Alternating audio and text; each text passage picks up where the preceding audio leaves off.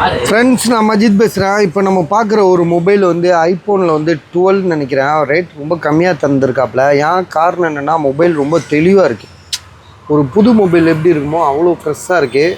இதுவரை மொபைல் வாழ்நாளில் ஒரு முறை கூட சர்வீஸ் போல. சரியா? 12 14,500 ஐஃபோன் 12. டிஸ்பிளே வந்து பார்த்திங்கன்னா அப்படியே தகன்னு இருக்குது, செம்மையாக இருக்குது. ப்ரைஸ் வந்து பார்த்திங்கன்னா உங்களுக்கு 14,500. ஸோ ஜிபி வந்து பார்த்திங்கன்னா உங்களுக்கு வந்து பார்த்திங்கன்னா 64 ஜிபி, 64 ஜிபி இருக்குது. ஐஃபோன் 12. சரியா?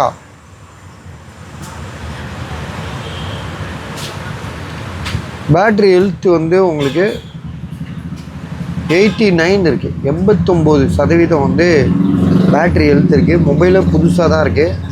எங்கே பார்த்தாலும் ஒரு கிராச்சஸ் கிடையாது, ஒரு பவுச் அடையாளம் கூட கிடையாது. அப்படியே புதுசாக பாக்ஸை ஓப்பன் பண்ணி பார்த்தா எப்படி இருக்குமோ கிட்டத்தட்ட அந்த அளவுக்கு ஈக்குவலாக இருக்குது. பேட்ரியும் 89 இருக்குது.